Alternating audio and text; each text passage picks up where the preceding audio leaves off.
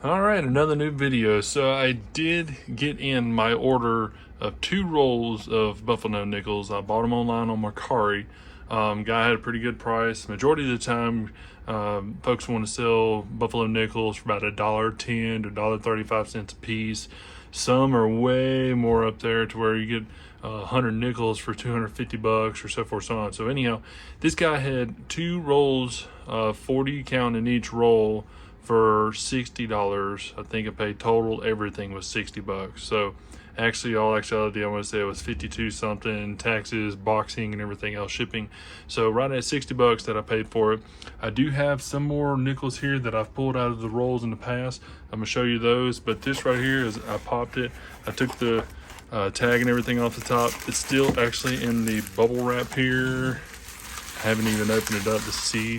So that is a lot of bubble wrap. Unroll. And then we got a card with it too. Thank you for your support. Good luck on your treasure hunt. The Rare Collecting Team. That's cool. He even had a card too. Thank you for your order. Nice. See, that's awesome right there. Pretty cool little card. So as pre-mentioned, we do have 2 rolls here. Let's see if I can actually pop this. Nice. And then he had it in the bag. Man, that's actually some interesting looking nickel rolls too.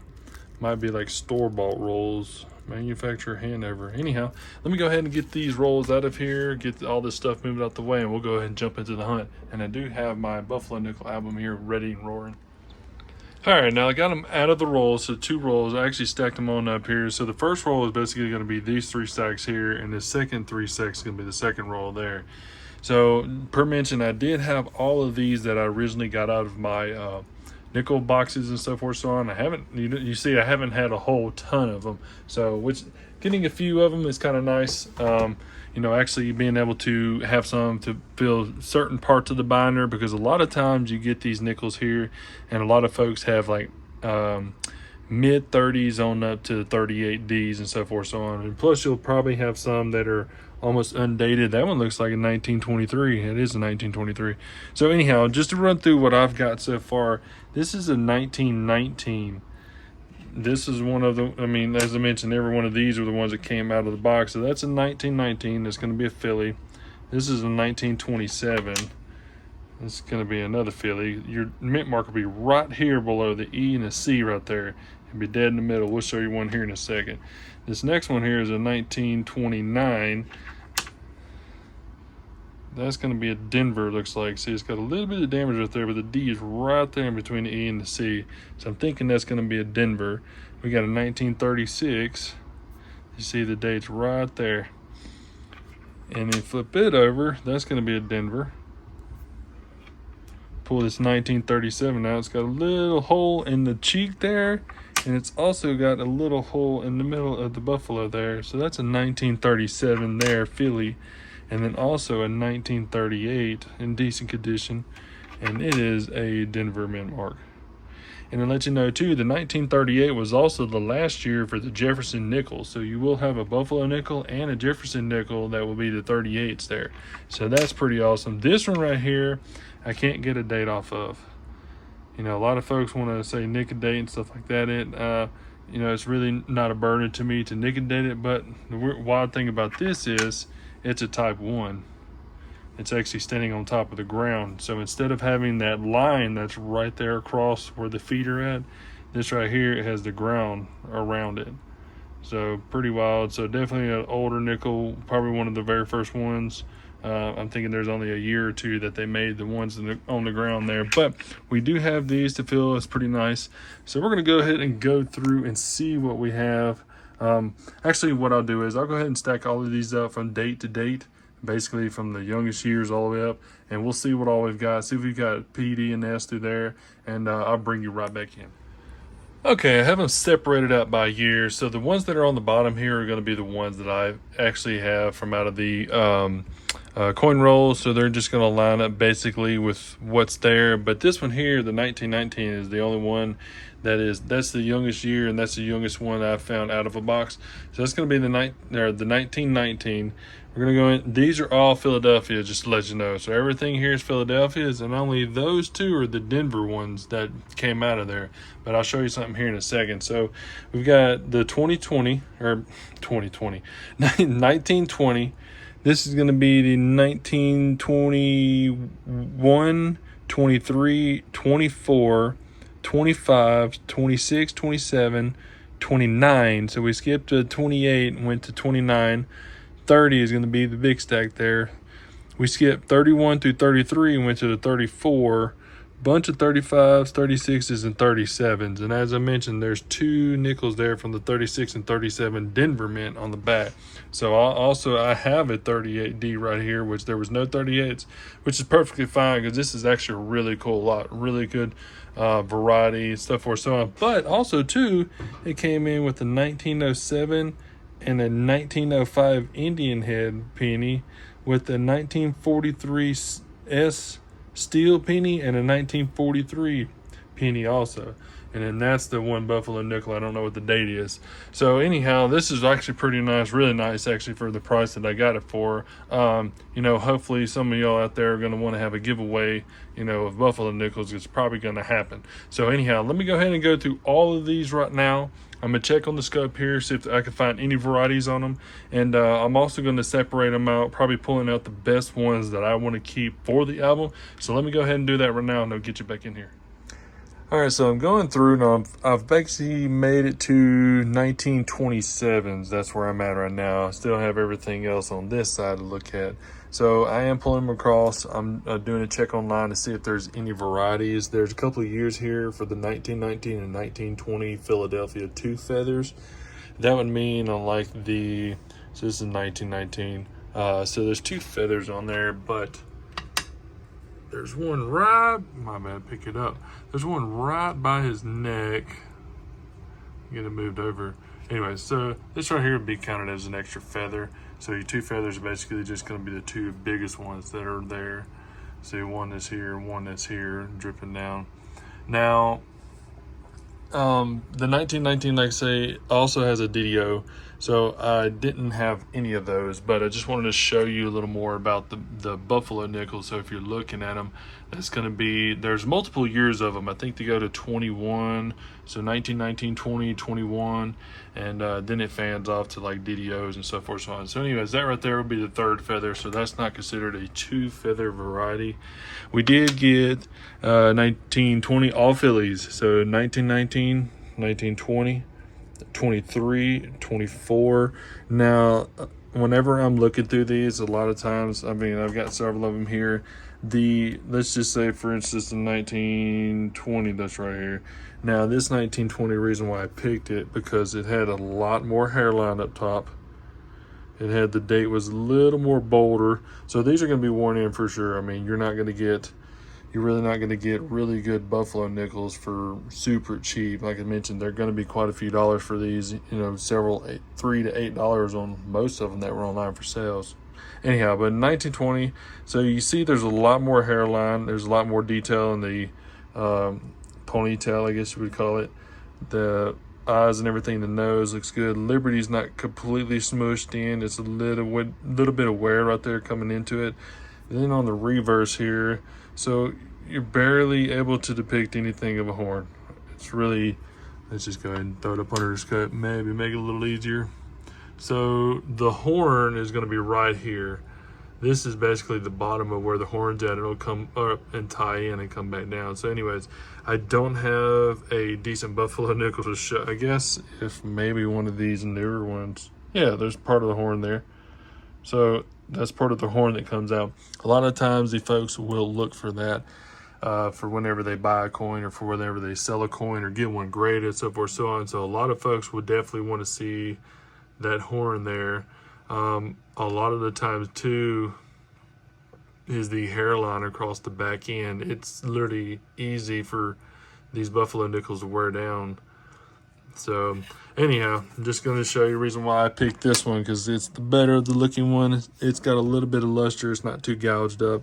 So 23, 24, 25, and then 26. So I'll bring you in on the 27th one here because this is the one I had originally, and this is the 3 that I got out of the rolls. So there's quite a bit of wear, as you see on the 27, the headline. Liberty is smushed in, or kind of actually curved out or carved out. And you come over here to this one here, 1927, same thing. It's smushed in on the Liberty. There's not any hairline hardly at all. And this one here, it's got luster on it. You know, I think it could be just from, you know, your hands being on it and getting the sheen that it has. But it's lustrous, actually. It's got a smidgen of the bottom side of the horn there. But I chose this one, even if it has the gashes that are on it. I'm guessing just the eye pillar for right now, because I'm definitely going to upgrade this, but that one for there is going to be the one I'm going to pick out of these 1927s here. Every one of them is Philly. Seems like a alienated history hunt where he gets all Denvers and I get all Phillies on this one.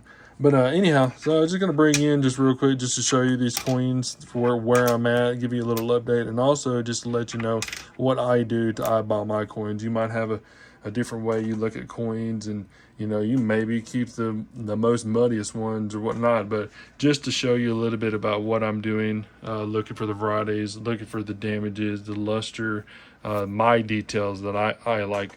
So anyhow, let's continue. We're going to go on from, looks like the 29s on up to the 38 here that I have, and I'll bring you back in. All right, guys, I had to come out to Nebraska for the day, so I stopped on the nickel hunt, the Buffalo Nickel hunt there. I did stop by the coin shop here, the coin guy. He gave me his card, Brad Ruwerts. So if you're ever in the area, or if you ever want to look online, he is on the Facebook group as the coin guy there, as you see. And you can always email and message him, stuff like that. He does have a lot of stuff in the shop there. And I do have some coins here that I had bought. So I'm going to go on back to the house right now, and I'm going to go ahead and see what we got. I did get some Buffalo Nickels, got other few pieces, but I'll bring you in right now to show you what I got.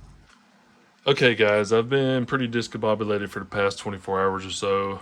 Went to work yesterday, worked basically up to about 2:40, 3 o'clock in the afternoon. Got a phone call to go to Nebraska, so I still had to work my full day. And then I came here, had a couple hours of sleep, and I drove at like 12:30 last night. Drove to Hastings, Nebraska, did a project, and then came back. So just now getting to all this. I did have that little video snippet last, just to show you that I stopped at the coin shop there. As I mentioned, the coin guy, the coin guy, he sells on Facebook group and stuff like that. But his deals are awesome.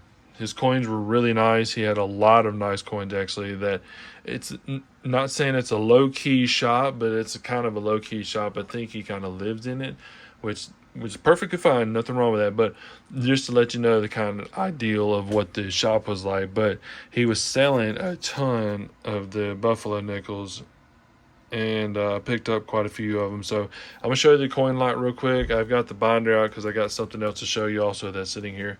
But anyways, 1915, that's $5 for this. So now you can see some of the horn right there. You can see the eyes, you can see the lips. This thing's in good detail. 1915 for $5.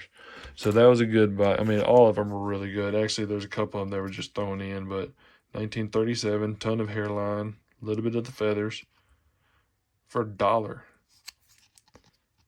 It's got full horn. It's $1. It's got hairline, the fur and everything on the back of its neck. It's got toning. That's mind-blowing. Move over here to the 1928S. That's another $1. It's got some, so let's see, I've got them already up already. Let me zoom out. Yeah. So maybe a little tough to see. No, it ain't. This right here, it looks like a lamination, like a drip, lamination drip all the way around it. So move up here. It's up under the chin. It's some just crazy drip that's across there. Pretty wild. So anyways, I got it for $1. I thought that grain work was really nice, the way the coin looked. This one's got partial horn. You can see the S at the bottom there. That's a nice coin for $1. And then we move over. I switched it up. I got a couple different ones. So 1911 V nickel for 50 cents. Decent shape. So 1929 S. Ton of hairline on it. $1.50. This one's got a little bit of the horn, the S there, some fur, so, and some toning. $1.50, not bad at all. So 1935 S for $1.50. Smidgen of the horn there. It's got a little more damage there, but the S is at the bottom. Has some toning on it also. It's $1.50. These things online, like I mentioned about even getting these 80 nickels here, they're usually selling these things for $3, $8, depending on the. I mean, this for $1.50, I would say if it's $5 or $6. So I mean, there's a really good deal on them. But like I'm saying, on this guy sells them at really, really, really, really good prices. The coins he had in there were actually pretty awesome. And I did him a solid. It could have been the bad guy, but he had this. Anyways, he had Eagles. He had them for $40 and $45, stuff like that. You know, that's a normal price for it. But he had a white piece of paper. So he had a Mylar flip, and let me see. He had the Mylar flip with the coin, you could see it. But on the back here, he had a white piece of paper covering the whole backside of the Mylar. And I wound up opening it up, and when I opened it up, there was a gold coin on the other side. The big coin was blocking the gold coin against the white paper, so you couldn't see it if you flipped it. So when I opened it up, he had a gold 1983 Canadian dollar, I think it is, a little bitty one, but those things usually sell for $3.25, $3.75 for that gold coin. So I could have been the bad guy and just left it like this, went up, and when I was sitting the coins down, all he did was just take them down and just move off to the side. So he stacked all these up. He just moved them to the side, added it up. He didn't look in the back of the flip or nothing. So I told him, though, I'm by no means am I going to steal from anybody, or, you know, the guy was talking about having shortage on gold and silver because he's getting rid of it so fast, like he's selling it so much. And then find that gold coin, he only had a couple. And anyhow, I showed him the coin. I was like, hey, you need to make sure to check this one. He goes, oh, and he grabbed it and looked at me in surprise, like eyeballed me, like, are you serious? I was like, yeah. I was like, this was in here. I said, so you've got a couple more walkers or a couple more silver eagles that have the white back on them over here in the tray that I was looking at. So I asked him if he can come over and take a look at them so I don't touch them. And anyways, he walked over there. He looked at it. He didn't see anything else in there. He goes, thank you on that. I was like, yeah, no problem. I was like, it was just, you just couldn't see it. And anyhow, he went over there and he threw in a couple of these nickels for me. So, you know, I think the V nickel, I think actually the 1865 nickel here, he only charged me a couple of bucks for. And then he threw in a couple of these 50-cent ones, the $2 1930S there. It's wild. Just the amount of coins that he had at his price. That's $2. Might be clean, but look at the toning on that. That's crazy. So, I mean, for $2, it's a really good coin. It's a lot of coins here. So I'm going to go through, get them out of the flips. I do want to put them in the binder. I'm still actually from the 1935 section because the 1935 has a D over D for the Denver ones that I have, and then the 1935 Philly has a DDO and a DDR. So I'm checking all of the, you know, tops and the bottoms of them to make sure there's nothing going on. So anyhow, I'll bring you back in here in a second. All this is going to be cleared off. I did also get a 1958 silver proof set. So let me go ahead and clear everything off, get it all out of flips, and then I'll start back on here and I'll bring you in for an update. Sorry guys, I'm at it again. So this one right here, this is a 1936. This was out of the stack also that I was, this one he must have gave me. It's one of the 50-cent ones. Because, yeah, anyways, it's a rotated die. Look at the luster on this thing. Man, I wish that light wasn't there. But look at the luster on that. It's got a full horn. It's got fur and everything on the back. Little gunk, but they shouldn't take away for that. And then if you take the coin and basically the way it sits, if you completely flip it straight up, you see the 1936 in the head and everything's kind of cocked to the side. It's not straight up and down. So like if you turn where the nickel would be at. Anyways, but it's a rotated die. That's pretty wild. And it's for 50 cents. Just mind blown on this one. I think I'm going to submit this one in. It's that nice. And I think I may have one Buffalo nickel, but that's crazy. That's a really good condition for 50 cents. Anyhow, I really like these Buffalo nickels now. I really like it's a smaller set. You know, there's a variety of the San Francisco ones also. Little tougher dates for the 1913, but these things grew on me really fast. Like, I really like these Buffalo nickels. I'm crazy that he sold them for $1.50, 50 cents, $2. I mean, these are really nice upgraders. Anyhow, I went through the 1935s, didn't find anything there, so I've got the 36s, the 37s left to do. Yeah, keep moving. All right, we got a little bit to talk about. So we got quite a few years already stacked up. As I mentioned, this is all the Phillies, and these will be the Denvers at the bottom here. These three are Denver also. So I did pull out the 37 that I just got today. So I guess I'll take a gander real quick. 37 Philly. Man, that's nice. Let's take this one out, put it in a binder. We'll do the 35S, which I got that today. So we'll put this one in. Let's get this over. And then the 35. So this one here, I'm probably going to use gloves here in a little bit to put it in the album. Make sure I'm going to be using gloves to take it out. If I do, I don't know. I'm not going to have a 35 Philly upgrade for a long time because that's a really nice nickel. Just a really nice toner. Anyways, so that's going to go with the 35S, putting in 36S. This is the one I got earlier also. Some horn there. Nice luster. So that was going to go in the album. We got a 30S, a 28S, and then a 1915 that I picked up from him also.